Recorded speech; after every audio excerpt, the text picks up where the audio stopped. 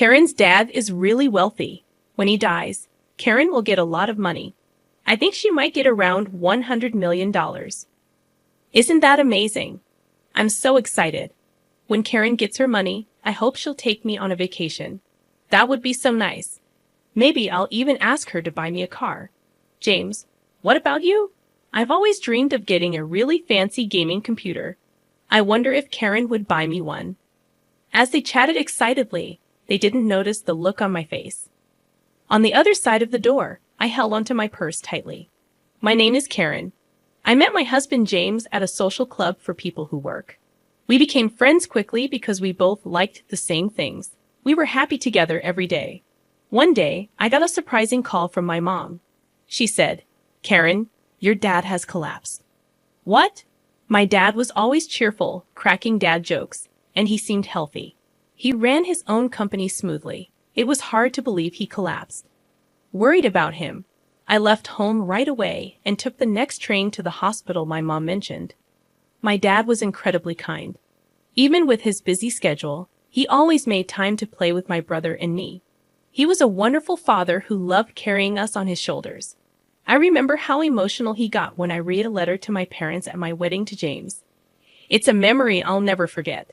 So hearing that such a loving man collapsed was hard to believe. When I got to the hospital where my mom was waiting, she turned to me. "Mom, how's Dad? Is he okay?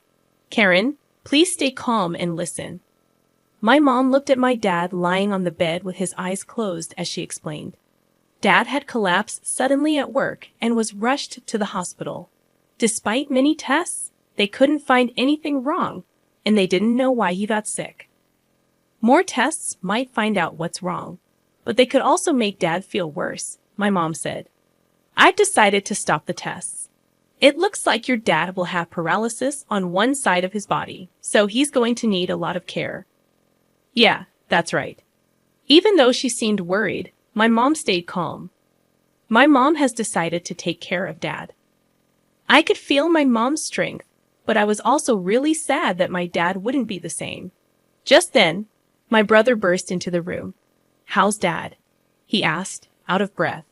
Mom explained Dad's condition to him, just like she did to me. "Mom, you can't take care of him alone. I'm nearby. I'll help." "Thank you, but focus on your own life. You have your own family to take care of."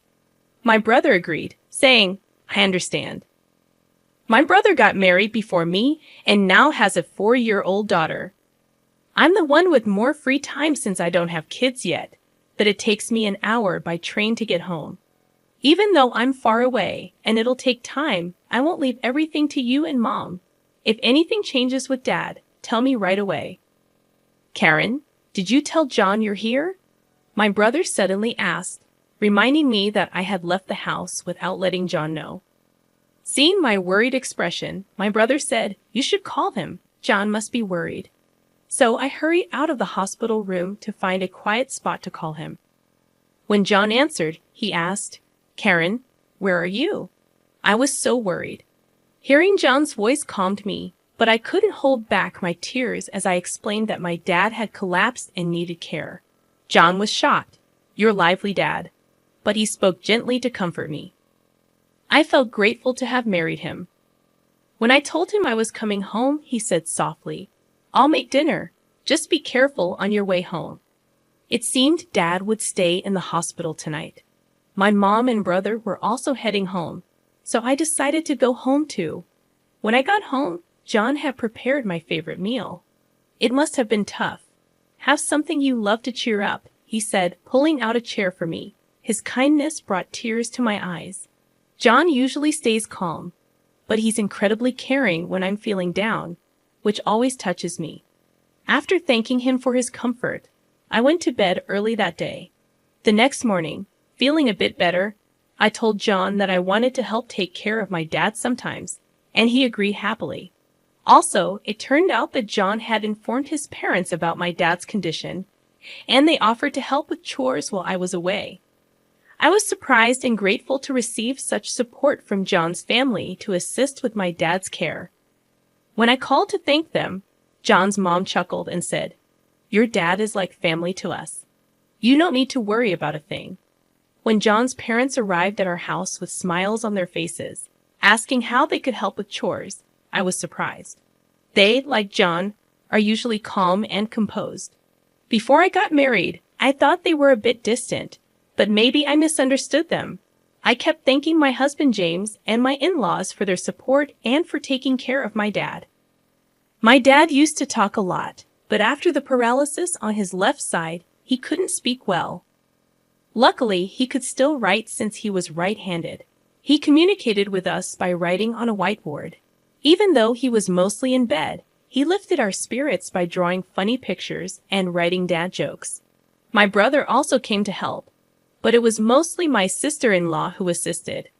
With her experience as a caregiver, she patiently taught my mom and me how to help Dad. We were worried that my sister-in-law might not want to take care of Dad since he's not her blood relative, but she didn't mind at all.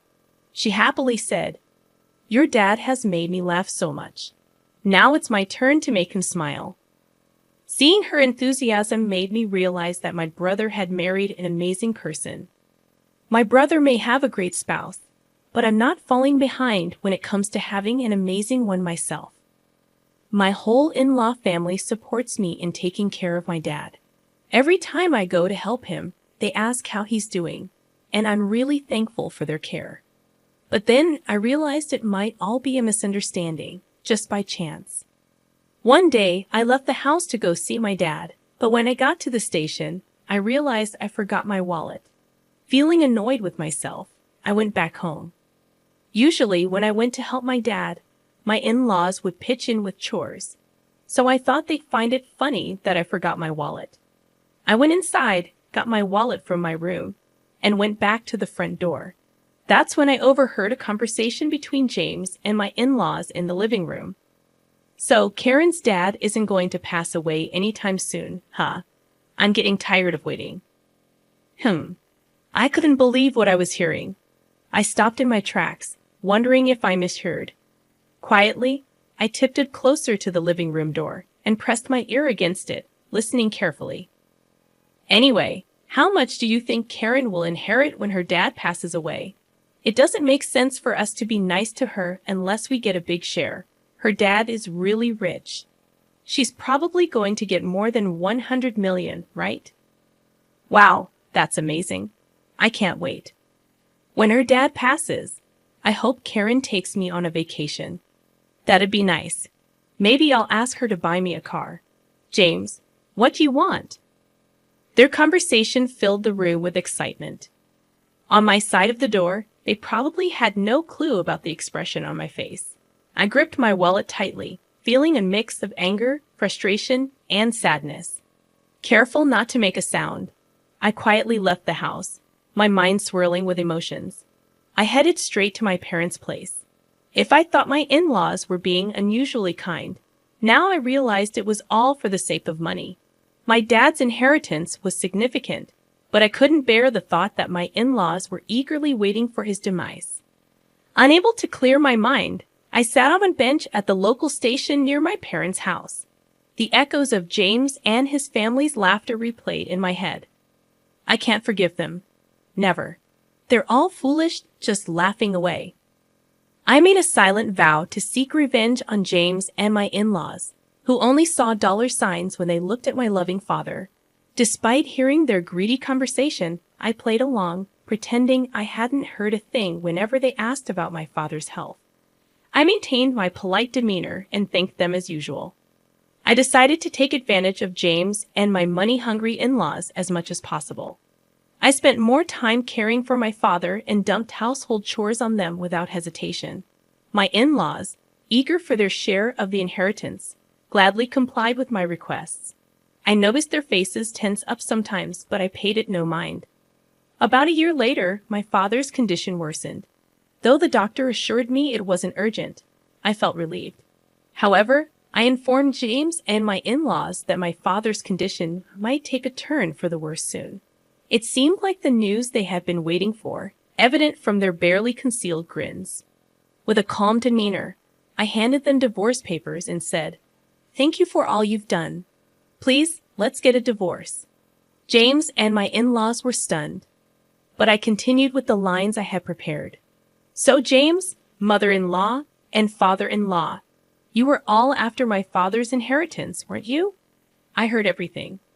Mother-in-law wanted a vacation, father-in-law wanted a new car, and James, you wanted a gaming computer, didn't you?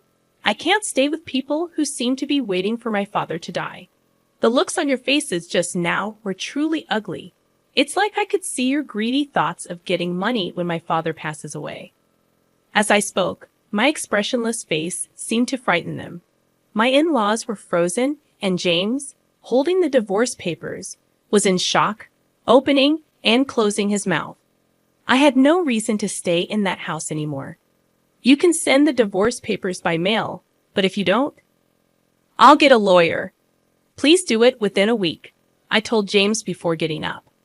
I grabbed the luggage I had prepared earlier and left our home. During the train ride back to my parents' house, I felt the gentle sway of the seat. When I arrived, my parents were there waiting for me. Since I had already told my mom about what happened, she hugged me tightly and said, "You did the right thing." It was the first time I cried in my mom's arms like that since I became an adult. The next day, James and my in-laws came to my parents' house. I decided to stay hidden and see what would happen. When my mom opened the door, James and my in-laws were kneeling outside. "We're here to apologize to Karen. There seems to have been a misunderstanding. Please let us apologize properly," they pleaded. "Misunderstanding? My daughter overheard your conversation. It seems you've been eyeing my husband's inheritance. I don't want to have anything to do with people like that." My mom sharply dismissed them. James persisted, pleading to see me again. "I can't let you see her because she doesn't want to. What she wants isn't your apologies, but for you to fill out the divorce papers. Have you done it? Hand them over quickly," my mom insisted. "Please just give me one more chance," James begged, but then the sound of a cane tapping caught everyone's attention from deep within the house. We all turned to see my father, leaning on his cane with the help of my sister-in-law. James looked shocked to see my father in person for the first time. With a whiteboard in his hand, my father had a message for James. It read, "I won't let my daughter stay with someone who can't make her happy. Divorce her immediately as she wishes." The message, written strongly, seemed to hit James and my in-laws harder than anyone else's words. They finally realized there was no point in arguing further. Slowly, James and my in-laws stood up.